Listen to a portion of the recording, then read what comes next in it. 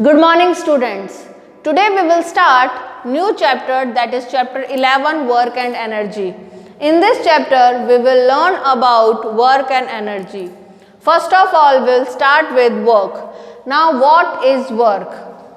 Look, what we think about work is quite different from the scientific concept of work, because we think work is something after doing that we feel tired, bored, saturated, or if sweat is coming out our body, then we think we have done a lot of work. But this is not so according to scientific concept of work. According to scientific concept of work, a work is said to be done when a force is applied on the object and displacement is covered by the object due to force. So when these two conditions are present or fulfilled, then work is said to be done on an object. So when you prepare for your exams, what you do? You go through each and every line of the page. You focus or concentrate on each word. You try to learn each word or line of the page, and after this vigorous learning process you start feeling tired, bored or saturated. And if someone comes there and asks you, what have you done so far in last 2.5 hours, what have you done, then your reply will be, I have done a lot of work, I have done a lot of hard work. On what parameter will you say this?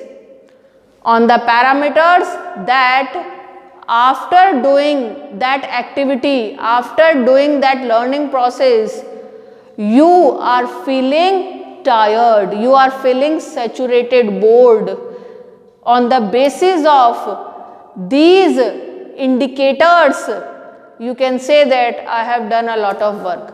But science does not think so. According to science, according to scientific concept of work, you have done nothing. You have done no work. Why? Because according to scientific concept of work, work is said to be done on an object when a force is applied on the object. And due to force, object covers a displacement. So when these two conditions are fulfilled, then work is said to be done on an object. So in learning process, you have not applied force on any object. No object has covered displacement due to force. So these two conditions are not fulfilled in your case. So you have done no work according to scientific concept of work. If you are turning pages for just passing time, then according to science or scientific concept of work, you have done work. Because for turning pages, you are applying force on the pages, and due to that force, pages are covering displacement. So both the conditions are fulfilled. So in that case, you have done work on the object. It seems funny, but it is the fact that according to scientific concept of work, work is said to be done when a force applied on the object, and due to this force, object covers displacement. So if force is applied and displacement is covered, then work is said to be done on an object. According to this concept, we can derive the formula of work. Work is said to be done when force is applied on the object and displacement is covered by the object due to force. So work W is equal to force F into displacement S. So work is equal to force into displacement. From this formula we can derive the SI unit of work. SI unit of work can be derived from the same formula. Work is equal to force into displacement. What is the SI unit of force? It's Newton. Into what is the SI unit of displacement? It is meter. So what is the SI unit of work? Newton into meter, Newton meter, which is equal to joule, denoted with capital J. So what is the SI unit of work? It is joule, also equal to Newton meter. When do we say that 1 joule work is done on an object? 1 joule is equal to 1 Newton into 1 meter. It means 1 Newton force is applied on an object. Due to that force, 1 meter displacement is covered by the object. So work is equal to 1 Newton force into 1 meter displacement. So 1 Newton into 1 meter, 1 Newton meter is equal to 1 joule. So this is the definition of 1 joule work. So 1 joule work is said to be done on an object when 1 Newton force is applied on the object. Due to that, 1 meter displacement is covered by the object. So work is equal to force into displacement, 1 Newton into 1 meter, that is 1 joule. Okay. Now, work is a scalar quantity because it has magnitude or value, not direction. So it is a scalar quantity.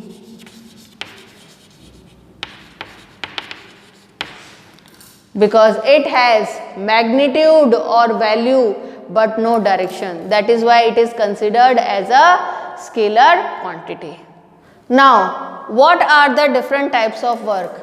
Basically, work is of two types: positive work and negative work. When do we say that a positive work is done on an object? A work is said to be positive when the direction of force and the direction of displacement are same. Means that object displaces in the same direction to that of the force. So we can conclude that direction of displacement is same to that of the force. Then work is said to be positive. A force is applied on this object in a direction and in the same direction it displaces. So the direction of displacement is same to that of force. In this case, work is said to be positive work. So we can write W is equal to F into S. Both are in same direction. So before them we put a plus sign for the same directions they have. So W is equal to plus F into plus S. Then work will be in plus, known as positive work. Now, what about negative work? Negative work is said to be done when object covers displacement in the direction opposite to that of force. It means direction of force is not same to that of direction of displacement. Both are in opposite direction. So we can conclude that when the direction of displacement is opposite to that of force, work is said to be negative. For example, this is an object, force is applied in this direction. but displacement is in opposite direction to that of force. So here force and displacement are in opposite direction. So work is said to be negative. W is equal to F into S. Both are opposite to each other. Both are in opposite direction. So here we put plus, here minus. Then plus F into minus S. It will be resulting in minus or negative work. So these are the different types of work. There is a third category of work also, that is zero work. When do you say that work is zero on an object? When the direction of force is perpendicular to the direction of displacement. So when the direction of force and displacement are perpendicular to each other, are making 90-degree angle with each other, then work is said to be zero. Now there is one more condition where no work is done. See, already I told you that for work said to be done, it is necessary that a force is applied on an object and due to force displacement is covered by the object.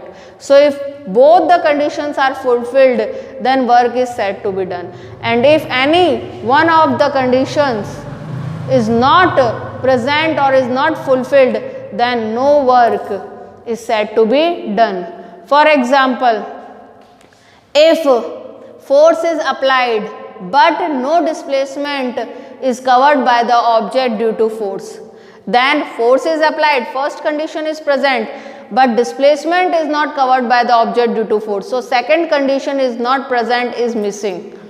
So in that case work is said to be no work. And in that condition no work is done on an object.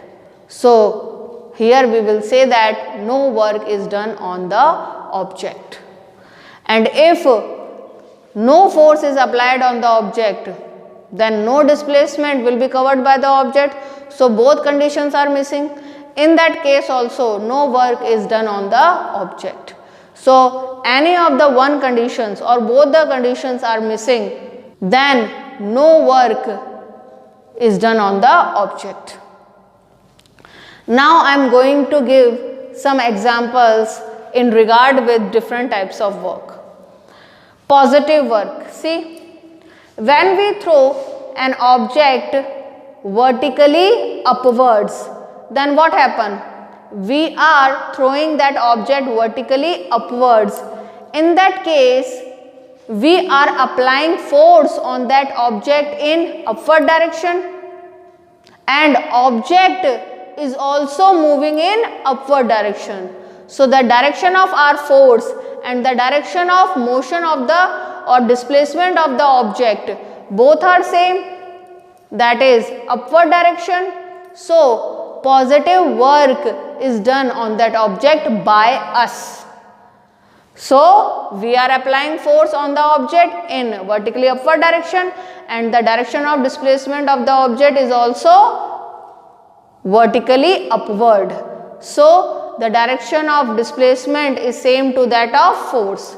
So positive work is said to be done on the object by us. So this is the example of positive work. Here one more work is done on the object. What is that? Negative work. Because when we throw object in vertically upward direction, at that time we apply force on the object in vertically upward direction. At the same time only gravity is also applying force on the object, that is gravitational force. So gravity of earth is also applying a gravitational force on the object in the downward direction. But in spite of that gravitational force acting in the downward direction, object is moving up. So direction of gravitational force is in downward direction and the direction of motion or displacement of the object is in upward direction. Okay, so both are opposite to each other. So here we can say that gravity of earth is doing negative work on the object. So in the same case, two work are done on the object. First work we do, that is positive work, because we apply force on the object in vertically upward direction and the object is moving or displacing in the same vertically upward direction. So the direction of force exerted by us on the object and the direction of displacement of the object are same, that is in upward direction. So we are doing positive work on the object. At the same time, gravity of earth is applying gravitational force on the object in vertically downward direction. Even then object is moving up. So in this case, direction of gravitational force is vertically downward and the direction of motion or displacement of the object is vertically upward. So both are opposite to each other. It means work which is done by gravity of earth on the object is negative. So we are doing positive work on the object and gravity of earth is doing negative work on the object. Okay. Now after some time, negative work which is done by gravity of earth on the object becomes positive. How is that? Because after reaching to a certain maximum height, that object returns back or comes back to the ground. At that time, gravitational force is acting on the object in vertically downward direction and the direction of the displacement or motion of the object is also vertically downward. So direction of force and direction of displacement are same, that is vertically downward. At that time, gravity of earth is doing positive work on the object. Now zero work. What do you mean by zero work? When do we say that zero work is done on the object? When the direction of force and displacement are perpendicular to each other, are making 90-degree angle with each other. For example, if I carry a luggage or load on my head and I move with this load or luggage, then what happens?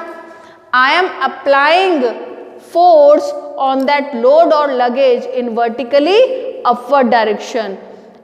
So the direction of force is vertically upward and direction of displacement is this.